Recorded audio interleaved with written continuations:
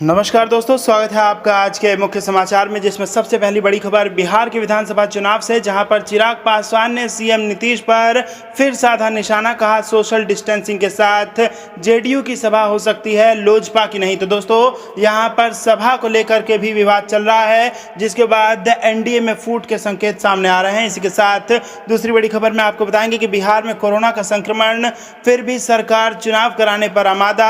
यशवंत सिंह ने सरकार को घेरा। और तीसरी बड़ी खबर में आपको बताएंगे कि उत्तर प्रदेश में बाढ़ से गांव डूबे, फसलें बर्बाद हुई, मुख्यमंत्री बैठक कर निभा रहे हैं औपचारिकता। जी हां दोस्तों, अखिलेश यादव ने उत्तर प्रदेश में योगी आदित्यनाथ को घेरा है। तो दोस्तों हर एक खबर की गहराई में आपको ले जाएंगे, लेकिन उससे पहले अगर आपको भी ऐसा लगता है कि बिहार में समस्याओं से निपट पाने में भाजपा और जेडीयू की सरकार फेल हो गई है, तो आप अभी इस वीडियो को लाइक कीजिए और इस लाल बटन को दबा के इस चैनल को फ्री में सब्सक्राइब करके घंटी बजाइए और कमेंट में हमें बताइए कि बिहार में किसकी सरकार बनेगी। तो दोस्तों रुक करते हैं तमाम बड़ी खबरों की तरफ। चिराग पासवान ने सीएम नीतीश पर फिर साधा निशाना। कहा सोशल डिस्टेंसिंग के साथ जेडीयू की सभा हो सकती है, लोजपा की नहीं। जी हां दोस्तों, लोजपा अध्यक्ष चिराग पासवान ने चुनाव आयोग के बहाने एक बार फिर जेडीयू पर तंज कसा है। उन्होंने कहा कि सोशल डिस्टेंसिंग का पालन कर जेडीयू की सभा हो सकती है, लोजपा की नहीं। लोजपा की सभाओं में इतनी भीड़ होती है कि सोशल डिस्टेंसिंग संभव नहीं रह जाता। मुख्यमंत्री के पास इतनी व्यवस्था होती है कि वह इसका पालन करा सकते हैं, लिहाजा जेडीयू के लिए सोशल डिस्टेंसिंग के साथ सभा करना कठिन नहीं है।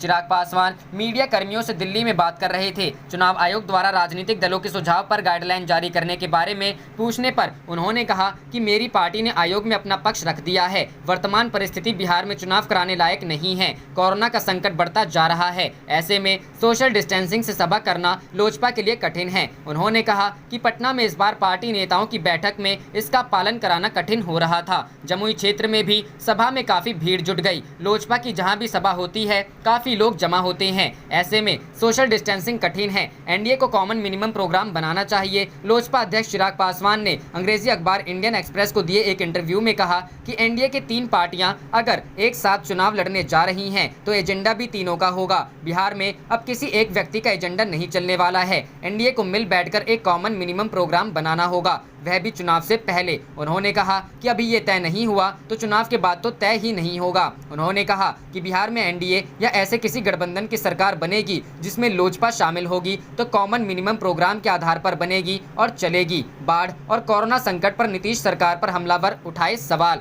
वहीं चिराग पासवान एक बार फिर कोरोना संकट और बाढ़ को लेकर नीतीश सरकार को कटघरे में खड़ा किया। उन्होंने सवाल उठाते हुए कहा कि नीतीश कुमार कोरोना संक्रमण और बाढ़ के मामले से निपटने में फेल रहे हैं। कहा कि कोरोना मामले में टेस्टिंग के बाद कुछ नहीं किया गया है। क्वारंटीन सेंटर से भयावह रिपोर्ट्स आ रही हैं। एक दिन भी ऐसा नहीं होता जिस दिन बिहार के अस्पतालों की खराब तस्वीरें सामने ना आए। वहीं उन्होंने बिहार में बाढ़ को लेकर कहा कि हम हर साल ऐसी ही तस्वीर देखते हैं। नीतीश कुमार 15 साल में सत्ता पर हैं, उन्हें अच्छा खासा अनुभव भी है। इसके बावजूद क्या बदलाव आया? मैंने बार बार बिहार की नदियों को आपस में जोड़ने के लिए पत्र लिखा है, जिसे अमल में लाना चाहिए था। अगले साल भी बाढ़ के ऐसे ही हालात रहेंगे।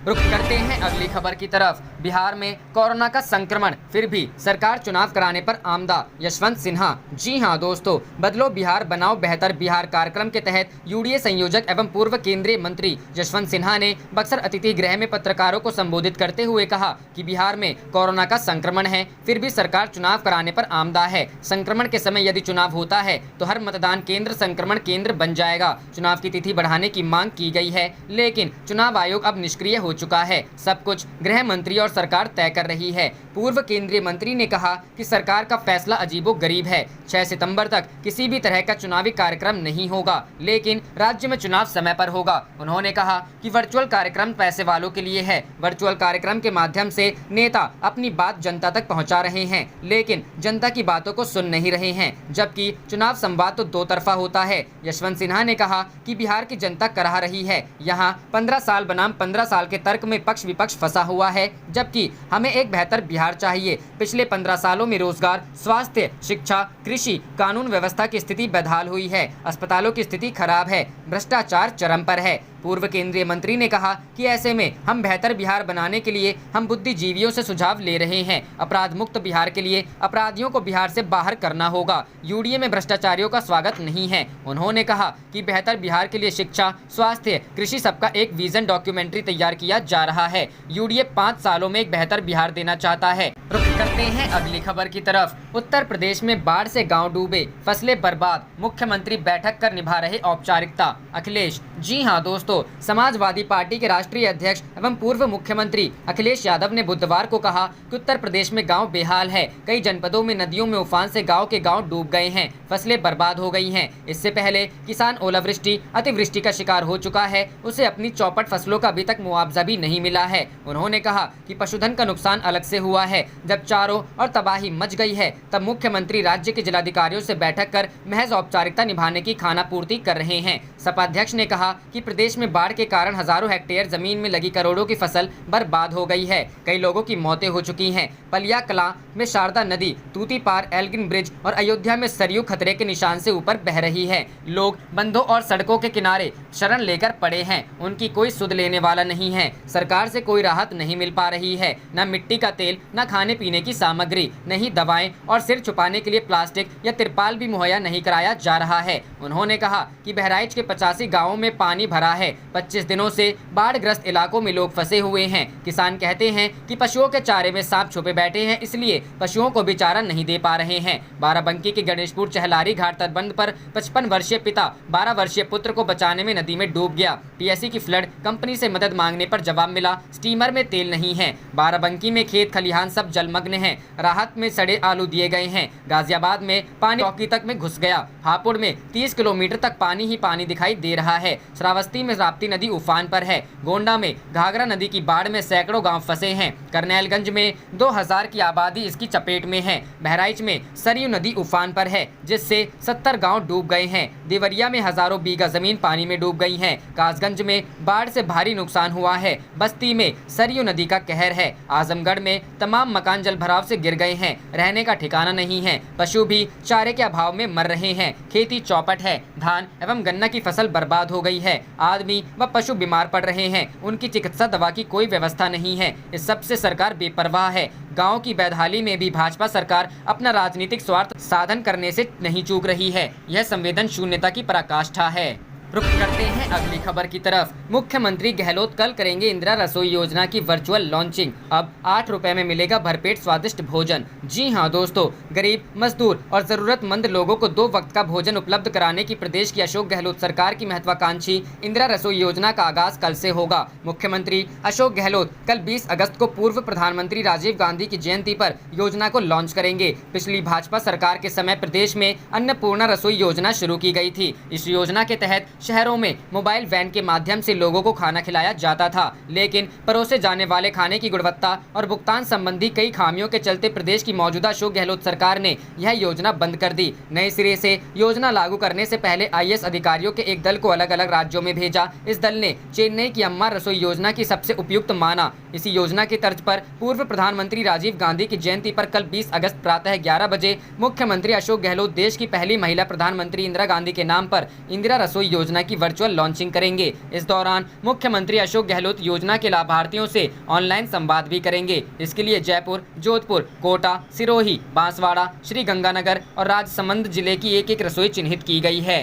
रुख करते हैं अगली खबर की तरफ। दिग्विजय का बड़ा बयान। उपचुनाव में उम्मीद से ज्यादा मेहनत कर रहे हैं कमलनाथ, कांग्रेस करेगी वापसी। जी हां दोस्तों, छिंदवाड़ा पहुंचे राज्यसभा सांसद दिग्विजय सिंह ने कहा है कि जिन गद्दारों ने मिलकर हमारी सरकार गिराई, उपचुनाव में जनता उनको सबक सिखाएगी। इसके साथ ही उन्होंने मध्य प्रदेश में एक बार फिर से कांग्रेस की सरकार बनने का दावा किया है। दिग्विजय सिंह ने कहा कि कमलनाथ कांग्रेस प्रदेश अध्यक्ष के तौर पर इतनी मेहनत करेंगे, उन्हें भरोसा ही नहीं था। अपने निजी दौरे पर छिंदवाड़ा पहुंचे पूर्व मुख्यमंत्री दिग्विजय सिंह ने पीसीसी चीफ कमलनाथ को लेकर बड़ा बयान दिया है। उन्होंने कहा कि पूर्व मुख्यमंत्री कमलनाथ कमलनाथ कांग्रेस प्रदेश अध्यक्ष के तौर इतनी मेहनत करेंगे, उन्हें भरोसा ही नहीं था, लेकिन वे उम्मीद से बेहतर काम कर रहे हैं। पूर्व मुख्यमंत्री दिग्विजय सिंह छिंदवाड़ा के तामिया में निजी दौरे पर पहुंचे थे, जहां उन्होंने कहा कि कुछ गद्दारों ने दगा देकर कांग्रेस की सरकार गिराई है, जनता उनको सबक सिखाएगी और फिर से एक बार प्रदेश में कांग्रेस की सरकार बनेगी। दिग्विजय ने कहा कि जिस तरह से कमलनाथ मेहनत कर रहे हैं, उस हिसाब से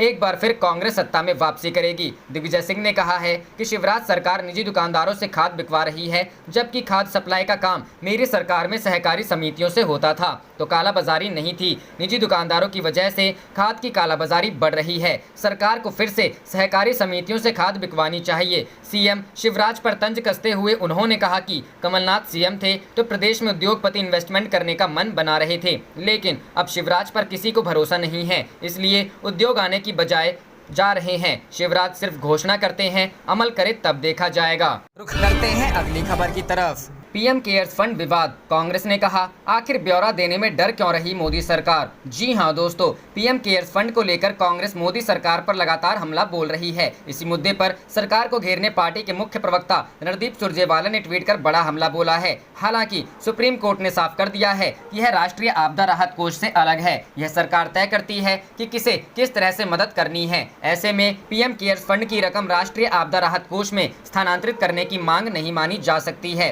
सुरजेवाला ने कहा कि शासकों की मतदाताओं के प्रति जिम्मेदारी एवं जवाबदेही के संदर्भ में यह एक दुखद दिन है। उन्होंने कहा कि सुप्रीम कोर्ट का मानना रहा है कि सूर्य का प्रकाश सर्वश्रेष्ठ कीटाणुनाशक है, लेकिन इस फैसले से साबित होता है कि वह अपनी परंपरा से हट गए हैं। उसने पीएम केयर्स फंड को लेकर सवालों का जवाब हासिल करने का मौका गवा दिया है। इसी मुद्दे पर कांग्रेस के एक अन्य प्रवक्ता पवन खेड़ा ने कहा कि यह पीएम का निजी फंड नहीं है, ऐसे में इसका ब्यौरा देने से डर कैसा। ये क्यों नहीं बताना चाहते कि पैसा कितना और कहां से आया। खेड़ा ने कहा कि सरकार और भाजपा पीएम केयर्स फंड का ब्यौरा पूछने पर चुप हो जाते हैं और राजीव गांधी फाउंडेशन की बात करते हैं। वहीं संघ अपने रजिस्ट्रेशन के कागज नहीं दिखा पाता, वह आयकर भी नहीं फाइल करता है।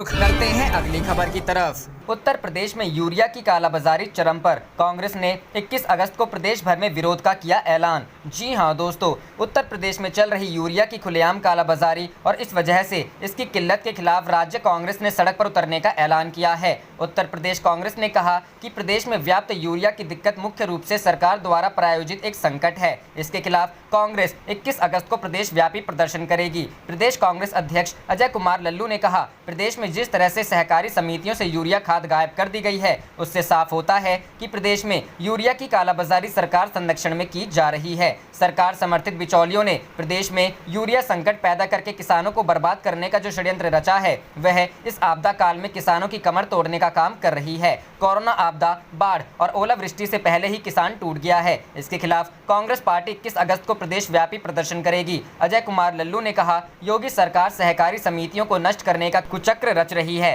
ताकि प्रदेश के किसानों को पूरी तरह से बाजार के हवाले करके निजी क्षेत्र को मजबूत कर सके। हालत इतने खराब है कि किसानों को खाद उपलब्ध कराने के लिए विधानसभा अध्यक्ष को सहकारिता मंत्री को पत्र लिखना पड़ा। उत्तर प्रदेश कांग्रेस अध्यक्ष ने कहा कि यूपीए सरकार के लिए किसान हित सबसे ऊपर था। बीजेपी सरकार का किसान विरोधी चेहरा अब बेनकाब हो चुका है। सरकार पूरी तरह से पूंजीपतियों की गोद में बैठ गई है। किसान विरोधी इस सरकार के खिलाफ सड़क से लेकर सदन तक हमारी पार्टी संघर्ष करेगी। रुख करते हैं अगली खबर की तरफ। कांग्रेस के हर कार्यकर्ता की ख्वाहिश, राहुल गांधी संभाले पार्टी की कमान। जी हां दोस्तों, कांग्रेस ने प्रियंका गांधी की ओर से पार्टी के अध्यक्ष की जिम्मेदारी नेहरू गांधी परिवार के बाहर के किसी व्यक्ति को सौंपने की पैरवी किए जाने के दावे की पृष्ठभूमि में बुधवार को कहा कि यह टिप्पणी 1 साल पुरानी है और पार्टी के हर कार्यकर्ता की यह भावना है कि राहुल गांधी ही एक बार फिर से कांग्रेस की कमान संभाले। भाजपा पर कसा तंज, पार्टी के मुख्य प्रवक्ता रणदीप सुरजेवाला ने यह भी आरोप लगाया कि प्रियंका गांधी की 1 साल पुरानी टिप्पणी को भाजपा के इशारे पर तूल दिया जा रहा है। दरअसल हाल ही में आई एक पुस्तक इंडिया टुमारो में दावा किया गया है कि प्रियंका गांधी ने राहुल गांधी की उस बात का समर्थन किया है जिसमें उन्होंने कहा था कि गांधी परिवार के बाहर के व्यक्ति को कांग्रेस अध्यक्ष नियुक्त किया जाना चाहिए। सुरजेवाला ने इस पर ट्वीट किया कि नेहरू गांधी परिवार ने सत्ता के मोह से दूर सदा सेवा भाव से कांग्रेस को एक सूत्र में बांधे रखा है। 2004 में सोनिया गांधी ने सत्ता के बजाय पार्टी की सेवा चुनी। 2019 में राहुल गांधी ने भी दृढ़ विश्वास की हिम्मत दिखाई और कांग्रेस अध्यक्ष पद से से इस्तीफा दे दिया। उन्होंने दावा किया कि हम प्रियंका गांधी की 1 वर्ष पुरानी टिप्पणी 1 जुलाई 2019 में अचानक उपजी मीडिया के एक धड़े की रुचि सत्तारूढ़ भाजपा के इशारे पर के खेल को समझते हैं। आज समय मोदी शाह द्वारा भारतीय लोकतंत्र पर किए जा रहे बर्बरतापूर्ण हमले का सामना करने और निडरता से इससे लोहा लेने का है। लाखों कांग्रेस कार्यकर्ता राहुल गांधी के उस अथक संघर्ष व संकल्प के गवाह हैं जिससे उन्होंने इस लड़ाई का नेतृत्व किया है। न तो उन्होंने विपरीत परिस्थितियों की परवाह की और न ही मोदी सरकार के विभत्स हमलों की। यही वह निडरता और अदम्य साहस है जिसकी कांग्रेस को ही नहीं बल्कि देश को सबसे ज्यादा जरूरत है। निजी हितों से ऊपर रखा देश को। पुस्तक में किए गए दावे के बारे में पूछे जाने पर कांग्रेस प्रवक्ता शक्ति सिंह गोहिल ने संवाददाताओं से कहा कि नेहरू गांधी परिवार का बड़प्पन है कि उसने हमेशा निजी हितों से ऊपर पार्टी और देश के हित को रखा है। उन्होंने कई मौकों पर बड़े त्याग किए। उन्होंने कहा कि आज देश के युवा और कार्यकर्ता चाहते हैं कि राहुल गांधी ही कांग्रेस का नेतृत्व करें, लेकिन इस बारे में निर्णय लेने का अधिकार कांग्रेस कार्य समिति और अखिल भारतीय कांग्रेस कमेटी को है।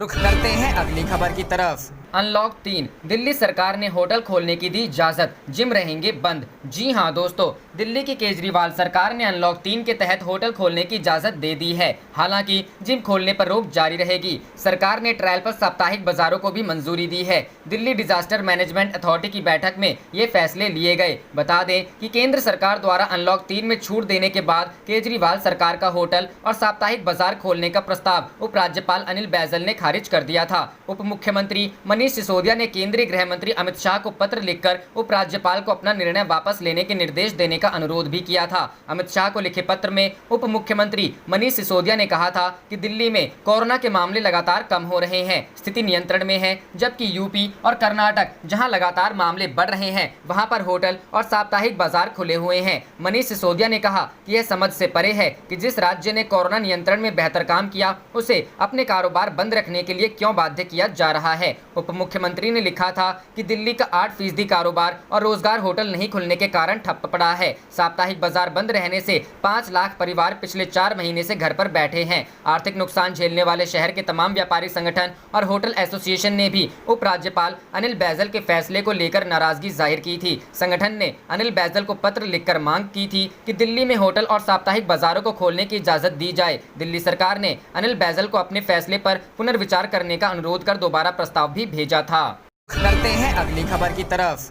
बिहार चुनाव 31 अगस्त से कांग्रेस का शंखनाद, 84 सीटों के लिए वर्चुअल रैली। जी हां दोस्तों, बिहार विधानसभा चुनाव की तैयारी करते हुए 31 अगस्त से राहुल गांधी की कांग्रेस पार्टी चुनावी शंखनाद करने जा रही है। सूत्रों की माने तो कांग्रेस पार्टी 84 विधानसभा क्षेत्रों में वर्चुअल महासम्मेलन करने जा रही है। बिहार में पार्टी के प्रभारी अजय कपूर इन रैलियों के संयोजक होंगे। गौरतलब है कि हाल ही में कांग्रेस के पूर्व अध्यक्ष राहुल गांधी ने बिहार कांग्रेस के कई बड़े नेताओं से वर्चुअल तरीके से बातचीत की थी और चुनावी तैयारियों की जानकारी ली थी। वहीं कुछ दिनों पहले कांग्रेस के बिहार चुनाव प्रभारी शक्ति सिंह गोहिल भी महागठबंधन में सीट बंटवारे को लेकर पटना पहुंचे थे। जल्द ही महागठबंधन में कांग्रेस और राजद समेत सभी दल सीटों का बंटवारा कर लेंगे। मालूम हो कि बिहार में इसी साल विधानसभा चुनाव होना है, लेकिन कोरोना काल में इसका आयोजन सोचकर भी चुनाव आयोग के पसीने छूट चुके हैं। इस वजह से चुनाव आयोग बेहद सावधानी से कदम रख रहा है। अगर चुनाव कराए जाएंगे तो काफी नियमों के साथ कराए जा सकते हैं। चुनाव आयोग इस मसले पर राज्य की पार्टियों से भी उनके विचार जानने की कोशिश कर रहा है। रुख करते हैं अगली खबर की तरफ।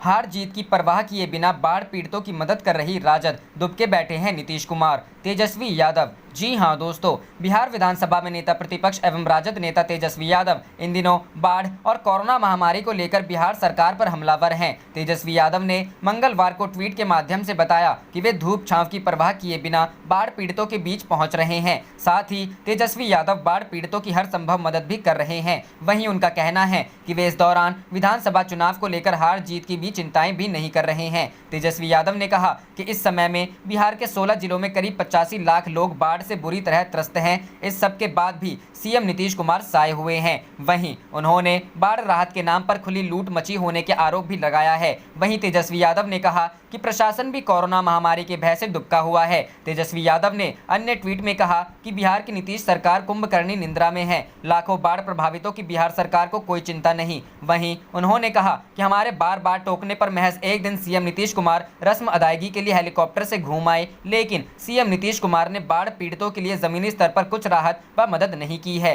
इनके जल संसाधन मंत्री संजय कुमार झा का तो कुछ पता ही नहीं है। तेजस्वी यादव ने कहा कि 6 बार से विधायक रहे श्याम रजक ने नीतीश कुमार की जन विरोधी और दलित विरोधी नीतियों के खिलाफ बगावत करते हुए सोमवार को जेडीयू पार्टी छोड़ दी। साथ ही तेजस्वी यादव ने कहा कि वे कल सामाजिक न्याय पसंद पार्टी राजद में शामिल हो गए। उन्होंने कहा कि काफी समय से नीतीश कुमार को CAA, NRC और आरक्षण विरोधी नीतियों का खुलकर विरोध कर रहे थे।